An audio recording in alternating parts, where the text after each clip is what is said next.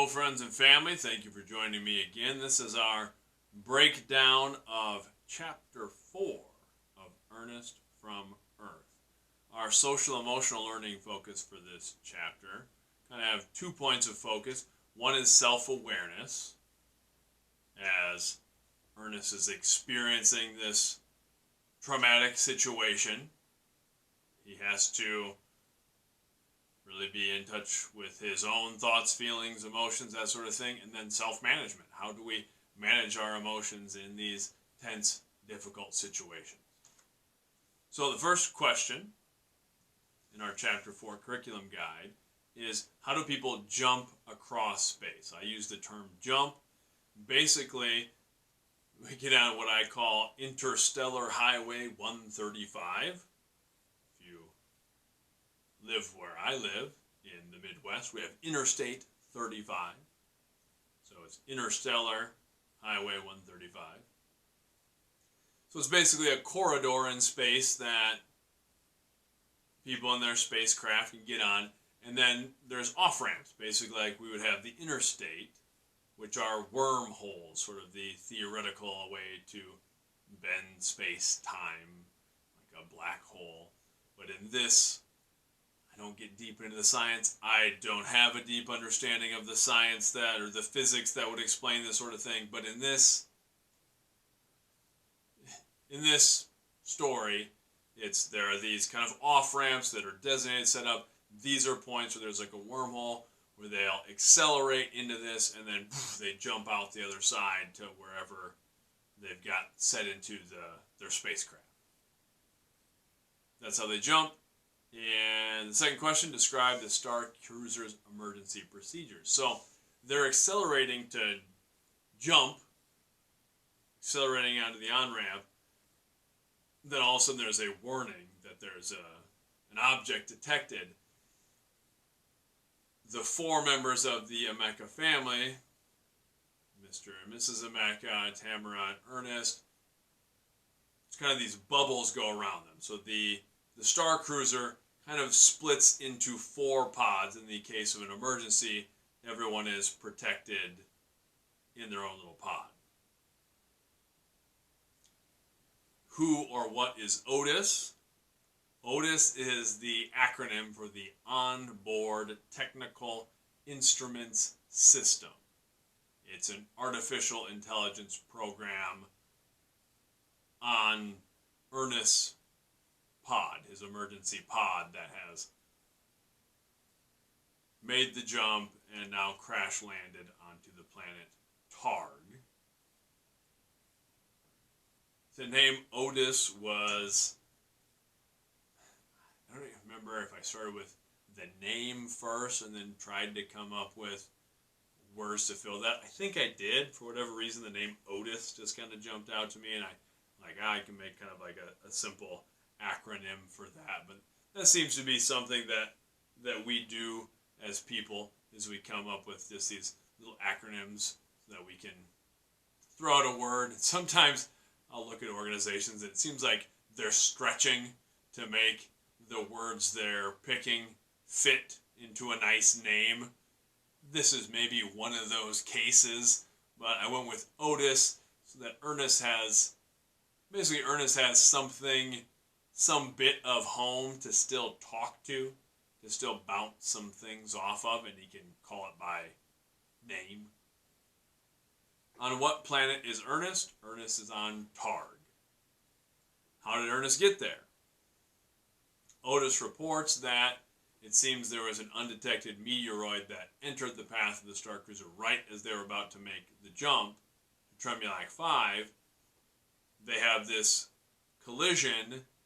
Ernest does not know the whereabouts of his family, if they're okay, or where they are, because Ernest gets shot somewhere that, in terms of actual distance, is light years from Earth and from his intended destination of Tremulac 5. The next question is, where is the rest of Ernest's family? We don't know.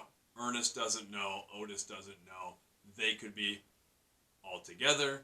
They could be scattered about different worlds, different galaxies. we also don't know if they're okay or not at this point. There was this collision. Something could have happened to them.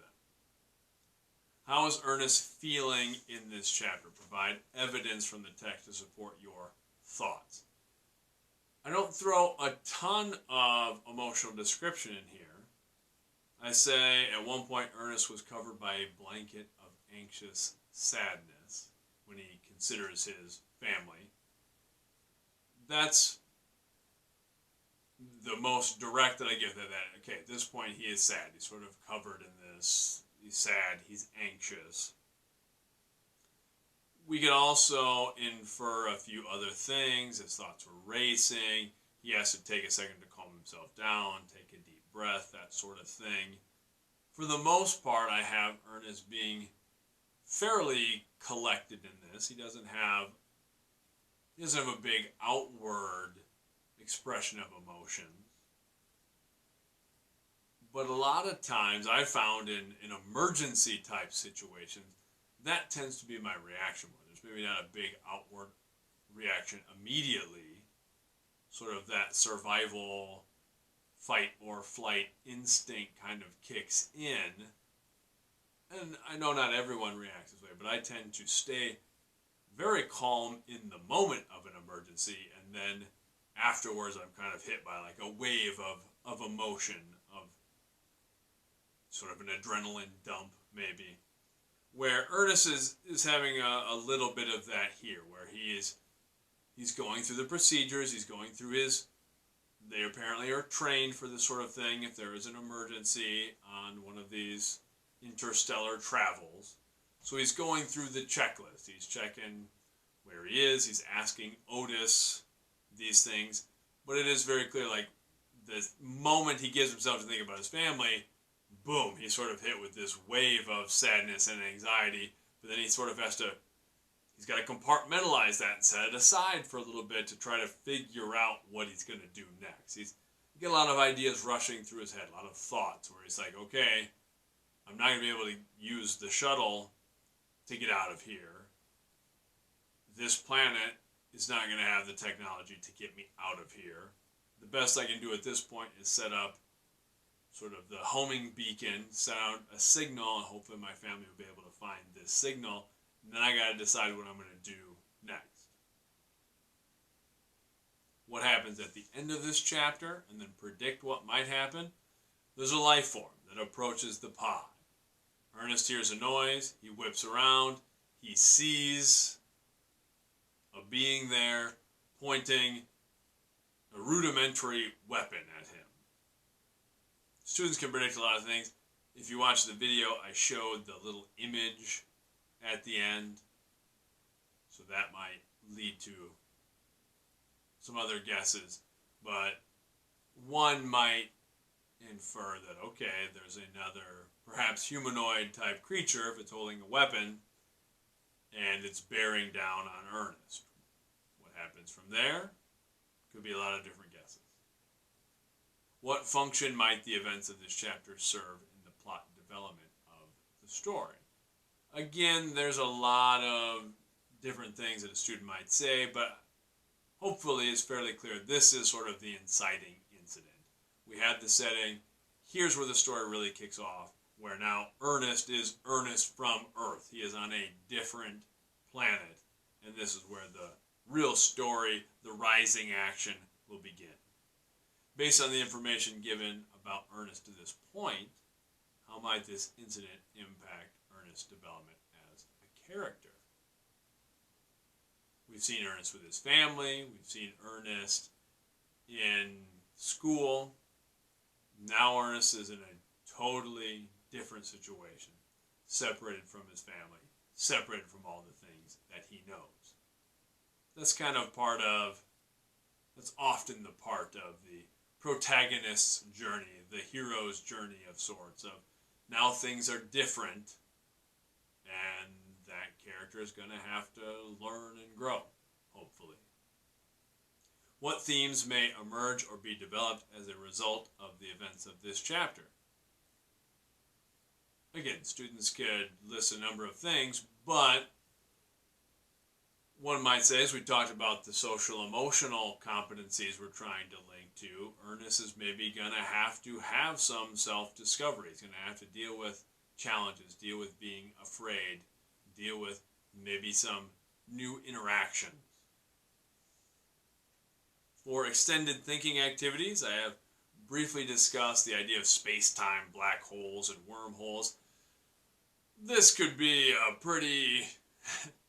you can get really deep with this, depending on the level of the students, things like that. I did some pretty basic research before this. I didn't want to get deep into the science of things, but just spend some time looking at stuff, reading stuff about theoretical ideas regarding black holes and wormholes and space-time. It's an interesting thing to consider in very, very basic terms that I'm sure someone could very much, could definitely correct me on.